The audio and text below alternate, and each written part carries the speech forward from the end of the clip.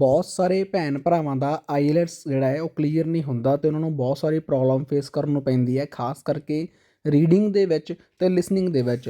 Writing ਅਤੇ speaking ਤਾਂ ਉਹ ਔਖੇ ਸੌਖੇ ਕਰ ਹੀ ਲੈਂਦੇ ਆ, ਪਰ ਜੇਕਰ ਆਪਾਂ ਗੱਲ ਕਰਦੇ ਹਾਂ ਰੀਡਿੰਗ ਦੀ ਅਤੇ ਲਿਸਨਿੰਗ ਦੀ, ਤੁਸੀਂ ਸਕਰੀਨ ਦੇ ਉੱਪਰ ਰਿਜ਼ਲਟ ਦੇਖ ਸਕਦੇ ਹੋ ਸਟੂਡੈਂਟ ਦਾ। ਲੈਫਟ ਐਂਡ ਰਾਈਟ ਤੁਸੀਂ ਸਾਡਾ ਇੰਸਟਾਗ੍ਰਾਮ ਪੇਜ ਵੀ ਦੇਖ ਸਕਦੇ ਹੋ, ਜਿਸ ਦੇ ਉੱਤੇ ਅਸੀਂ ਕੈਨੇਡਾ ਦੀ ਹਰ ਇੱਕ ਅਪਡੇਟ ਅਪਲੋਡ ਕਰਦੇ ਹਾਂ ਅਤੇ ਪਲੱਸ ਸਟੂਡੈਂਟ ਦਾ ਰਿਜ਼ਲਟ ਵੀ ਸ਼ੇਅਰ ਕਰਦੇ ਹਾਂ। ਜਿੰਨੇ ਵੀ ਸਟੂਡੈਂਟ ਸਾਡੇ ਕੋਲੋਂ ਪ੍ਰੈਡਿਕਸ਼ਨ ਅਤੇ ਉਸ ਦੀ PDF ਲੈਂਦੇ ਆ, ਜੇਕਰ ਕਿਸੇ ਵੀ ਸਟੂਡੈਂਟ ਨੂੰ ਲਿਸਨਿੰਗ, ਰੀਡਿੰਗ, ਰਾਈਟਿੰਗ ਅਤੇ ਸਪੀਕਿੰਗ ਦੇ ਵਿੱਚ ਪ੍ਰੋਬਲਮ ਆਉਂਦੀ ਹੈ, ਤੁਹਾਨੂੰ ਪ੍ਰੈਡਿਕਸ਼ਨ ਅਤੇ ਉਸ ਦੀ PDF ਚਾਹੀਦੀ ਹੈ, ਘਰੇ ਬੈਠ ਕੇ ਤੁਸੀਂ ਤਿਆਰੀ ਕਰ ਸਕਦੇ ਹੋ ਵਿਦਨ 15 to 20 ਡੇਜ਼।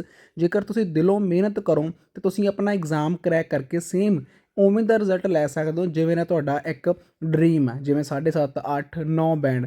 ਪ੍ਰੂਫਾਂ ਦੀ ਗੱਲ ਕਰੀਏ, ਪ੍ਰੈਡਿਕਸ਼ਨ PDF ਦੇ ਵਿੱਚੋਂ last time 100% same reading, 100% same writing ਅਤੇ ਸਪੀਕਿੰਗ ਆਪਾਂ ਨੂੰ ਦੇਖਣ ਨੂੰ ਮਿਲੀ ਹੈ। ਉਸ ਦੇ ਪ੍ਰੂਫ ਤੁਹਾਡੀ ਸਕਰੀਨ ਦੇ ਉੱਪਰ, ਰਿਜ਼ਲਟ ਤੁਹਾਡੀ ਸਕਰੀਨ ਦੇ ਉੱਪਰ ਆ। ਜਿੰਨੇ ਵੀ ਸਟੂਡੈਂਟ ਸਾਡੇ ਕੋਲੋਂ ਪ੍ਰੈਡਿਕਸ਼ਨ ਲੈਂਦੇ ਆ, ਆਪਣੀ ਚੈਟ ਸ਼ੇਅਰ ਕਰਦੇ ਆ ਸਾਡੇ ਨਾਲ, ਅਤੇ ਉਸ ਤੋਂ ਬਾਅਦ ਉਹਨਾਂ ਦੇ ਬਹੁਤ ਵਧੀਆ ਆਪਾਂ ਨੂੰ ਬੈਂਡ ਸਕੋਰ ਦੇਖਣ ਨੂੰ ਮਿਲਦੇ। ਜੇਕਰ ਤੁਹਾਨੂੰ ਵੀ ਚਾਹੀਦੇ ਆ ਤੁਸੀਂ WhatsApp ਕਰ ਸਕਦੇ ਹੋ। The test is in 4 part, Part 1, Part 2, Part 3, and Part 4. Now look at Part 1. Part 1. You will hear a podcast on Canberra's theme park. First, you have some time to look at questions 1 to 6.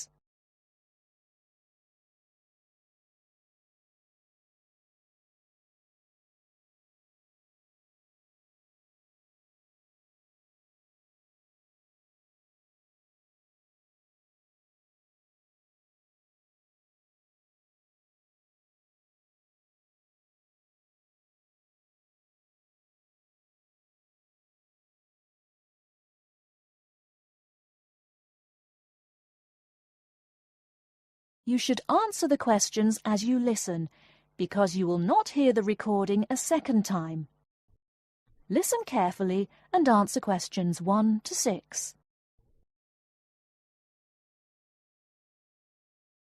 Welcome to Canberra's Park podcast.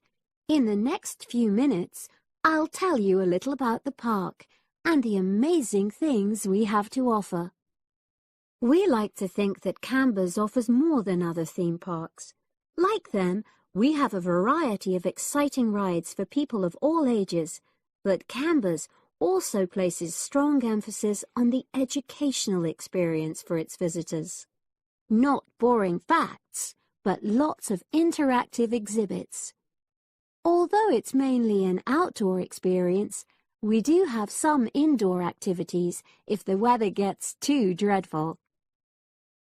The park's got a lovely, well-established feel, set in 80 acres of beautiful countryside, about 3 miles south of the tourist resort of Dulchester. The park was set up in 1997 by the Camber family, but then taken over by new owners in 2004, who have maintained the original vision of the Cambers. It has lots of old trees, hundreds of flower beds, and a gorgeous lake.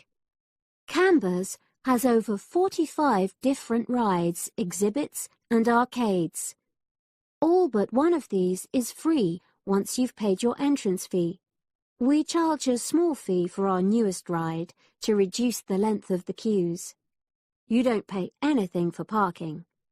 A family ticket for a family of 4 works out at about £8 per person, which is amazing value.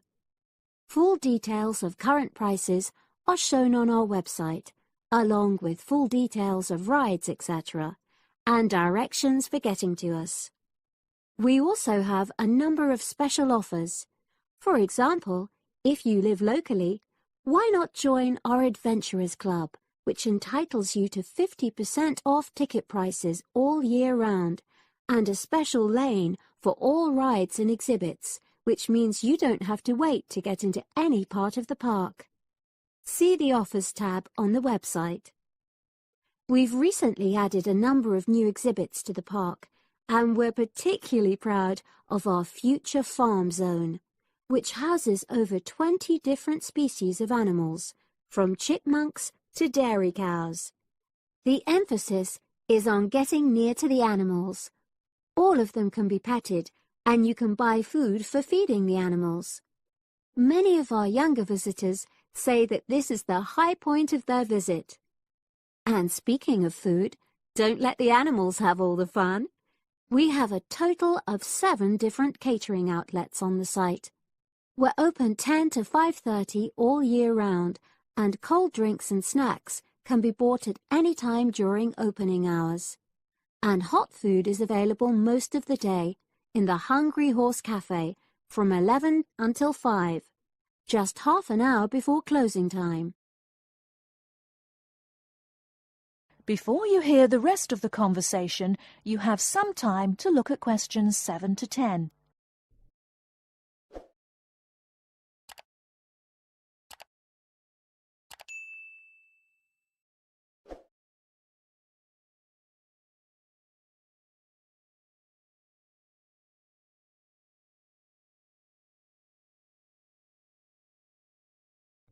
Now listen and answer questions 7 to 10. Now we want all our visitors to have an exciting time when they come to the park, but our first priority must be safety. Parents and guardians know their children's behavior and capabilities, but here at the park we have set certain conditions for each of the rides to ensure that all visitors get the maximum enjoyment out of the experience and feel secure at all times. There are 4 major rides at the park. Our newest ride is the River Adventure, which is designed to reproduce the experience of whitewater rafting. No amount of protective clothing would make any difference, so only go on this ride if you're prepared to get wet. Children under 8 can go on this ride, but all under 16s must have an adult with them. Not all of our rides are designed for thrills and spills.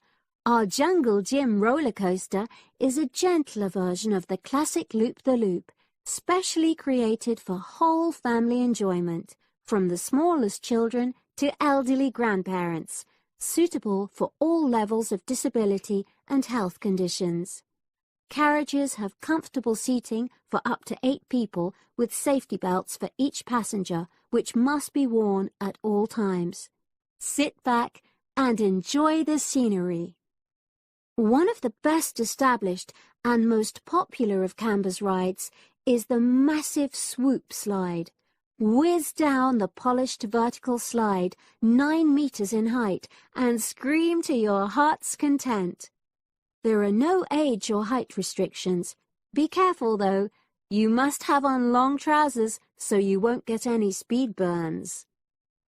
And then there's the famous Zip Go-Kart Stadium with 16 karts, 8 for single drivers and 8 for kids preferring to ride along with mum, dad or carer. Take part in high-speed races in our specially designed Formula One style karts, but no bumping other karts, please. All riders must be above 1.2 meters because they have to be able to reach the pedals, even in the shared karts. Full details of all safety features are available on our website at www.camberspark.com. So come and make a day of it at Canberra's theme park.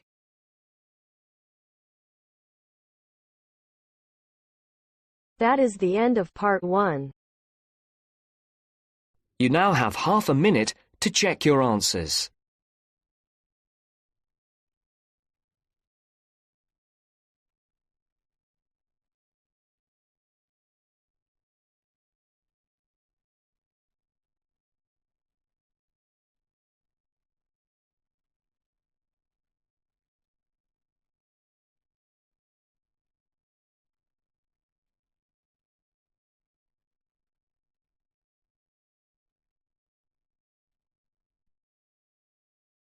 Now turns to part 2.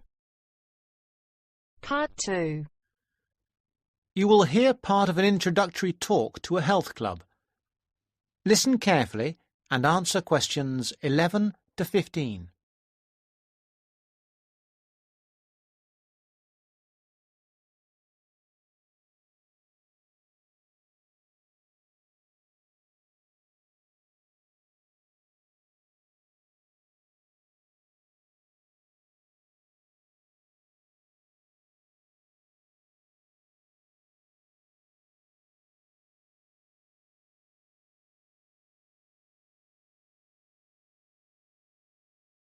Good morning, everybody. I'd like to welcome you to Rose's Health Club, which is part of the nationwide Rose Group of Health and Fitness Centres. Today, I hope to tell you everything about the Glenfield Centre and the facilities it offers. First, have a look at the map of the centre I have put up here. There's a copy of it in your information packs. As you can see, we have a range of facilities. We are here at the meeting point next to the reception desk. If you get lost, which is unlikely, make your way here. The main feature of the health club is, of course, the swimming pool. This is a 25-metre pool divided into 3 or 4 lanes. Access to the pool is normally through the changing rooms for obvious reasons. To get to these, bear left as you come through reception, and as you follow the corridor, they are the 2 doors immediately to your right. First the female changing room, then the men's. If you follow the corridor right to the back of the building, you'll find one of our most popular features, 3 state-of-the-art squash courts. We keep them in very good condition, so if you're keen on that sport, I'm sure you'll appreciate the quality.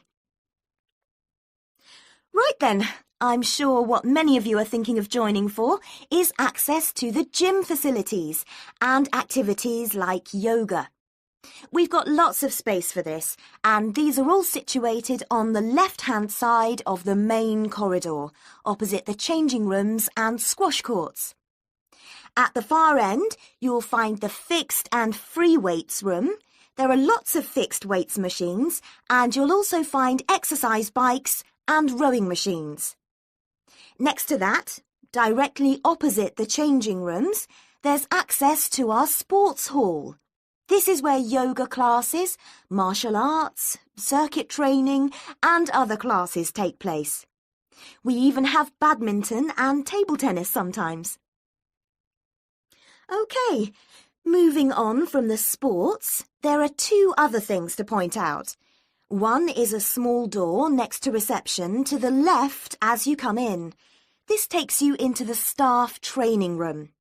This is important because you'll know where to find us in an emergency, and it doubles as a first aid room in those circumstances. Finally, last but not least, there is another corridor to the right as you come in, and that leads you to the cafe lounge on one side and the viewing area for the swimming pool on the other. Before you hear the rest of the talk, you have some time to look at questions 16 to 20.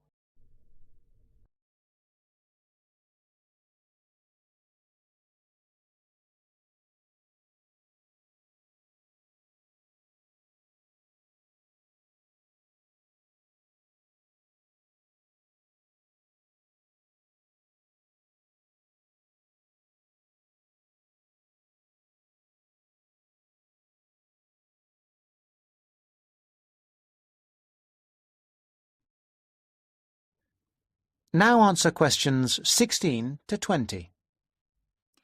Now, we will go for a little tour in a moment, but first I'd like to tell you a little about the different kinds of club membership we have, so that you can be thinking about what you want as we go round. We first of all have the Anytime membership. Anytime is the complete go-as-you-please membership. This entitles you to full use of all the facilities during all opening hours, and we're open every day from 5 a.m. till midnight. This costs £850 per year, though there are some discounts which I will tell you about in a moment. Don't forget that the Rose Group is a nationwide group, and this membership also entitles you to the full use of the group's other 250 clubs around the country. The Free Time membership is an off-peak membership. This entitles you to use of the facilities between 10 a.m. in the morning and 3 p.m. in the afternoon. Also, you can use the facilities at any time at weekends. This costs £500. Note that you will still have access to a personal trainer under this membership scheme. Finally, a standard membership costs £400, and is a weekday membership really, especially suitable for retired people who can come during the week. There is also a children's membership scheme. Children can join this scheme if they are between 15 and 18 years old. Please note that children of less than 15 can't come to the club without an adult, and they can't take sessions on the sunbed. Not that young people usually want to use a sunbed anyway. The children's schemes are all half price, that is 50% for each child or young person in the scheme. People who live outside the area can have a discount of up to 50%, but this has to be arranged specially with the general manager. If that is of interest to any of you, let me know and I will fix up an appointment for you. Now, let's go on our tour. That is the end of part 2. You now have half a minute to check your answers.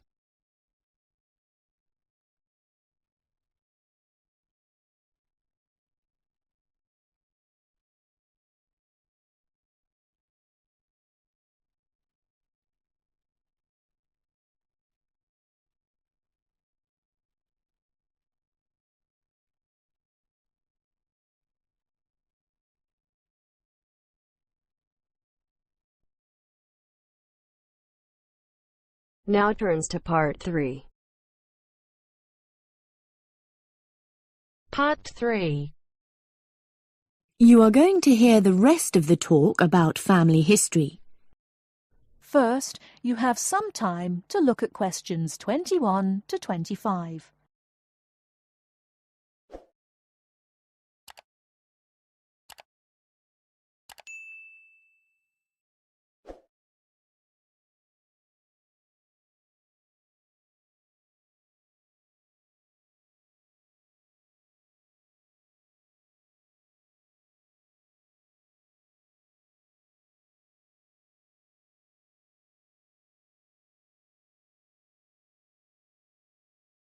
Now listen carefully and answer questions 21 to 25.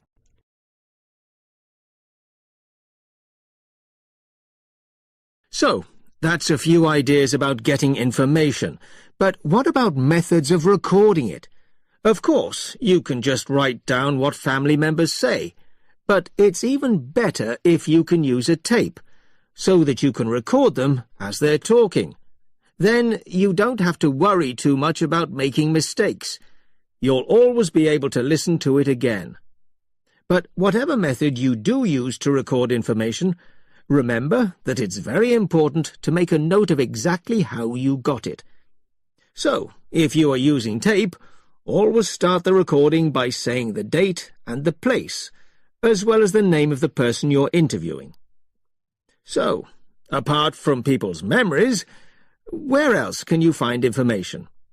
Well, there are all sorts of documents, and they can be extremely useful.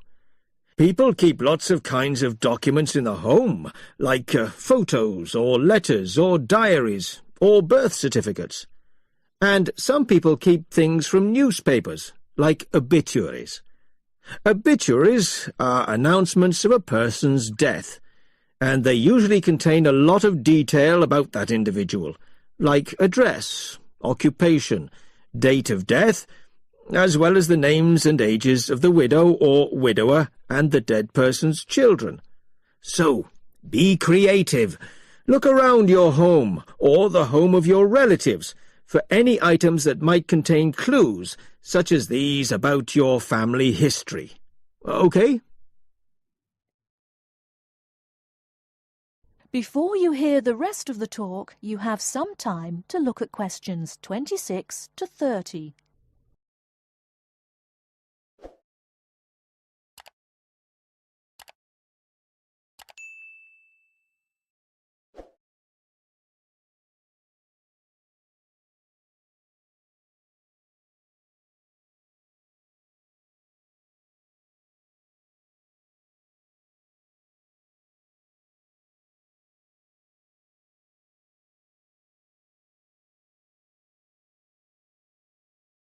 Now listen and answer questions 26 to 30. Now, You'll find that you'll collect a lot of information, so you'll need to record it in an organised way. I'd recommend that you use an ancestor chart, like this one here. Can you all see? Ancestor charts act like maps. They link 4 or 5 generations in a family tree, so they're very convenient, and they don't cost anything. You can get as many as you like. You just download them free from the internet. Then you fill them out as you go along, and for each individual you record all the key information next to their full name. It's very convenient. Now, at this point, I'd just like to give you a couple of tips about filling in the ancestor sheet. First of all, I'd advise you to use pencil, at least until you have definite evidence for the information you're recording. Secondly, as well as recording official names, I mean given names, it's worth writing any nicknames down. You know, these are the short names that people call you when they know you very well. And you can show them by using quotation marks. That's ancestor charts, then. They really do save a lot of work. Now, before I show you how to go about confirming the information you collected... That is the end of part 3. You now have half a minute to check your answers.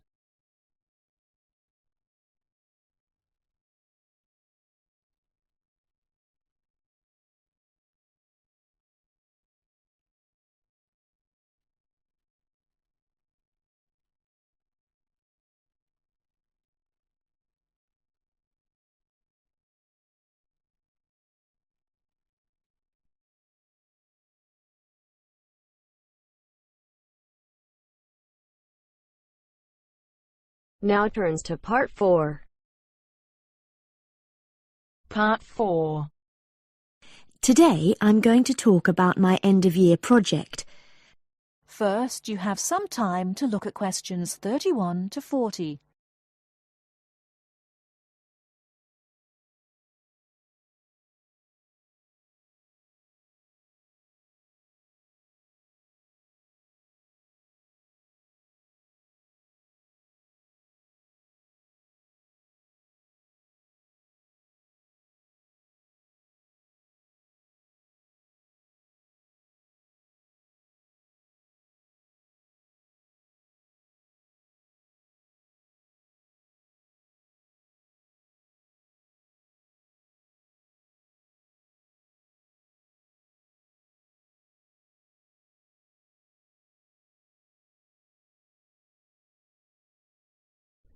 Now listen carefully and answer questions 31 to 40. Good morning. Today I'm going to talk about my end-of-year project. I wanted to find out why men and women tend to perform at different levels in particular sports. Let me start by explaining why I chose this subject.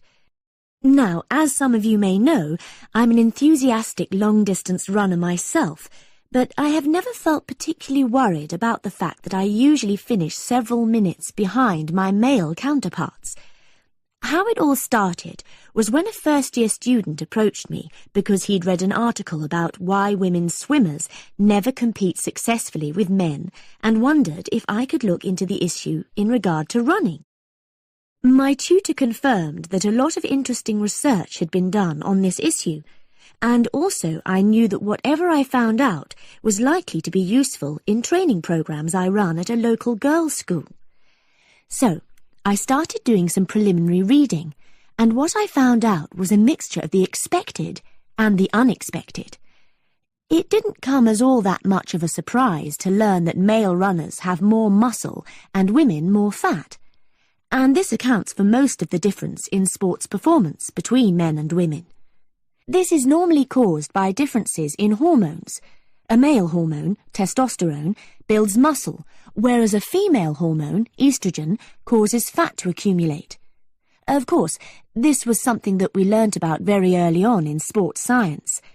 But then I began reading about the nature of muscle, and this is where I found something that did surprise me. Men and women have exactly the same type of muscle fibers, which means that they are capable of fuel burning at the same rate.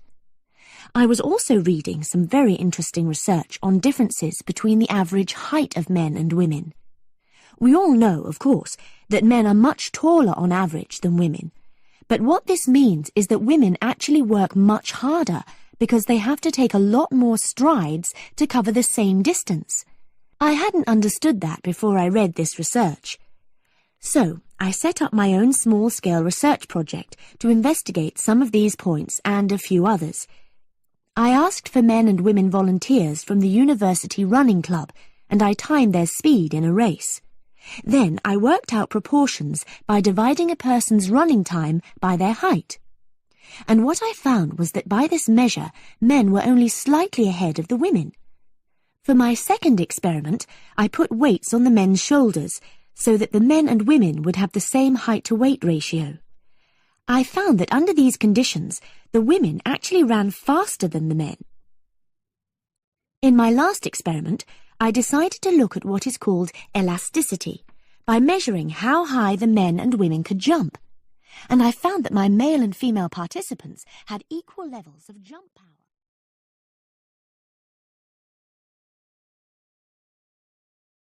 That is the end of part 4. You now have half a minute to check your answers.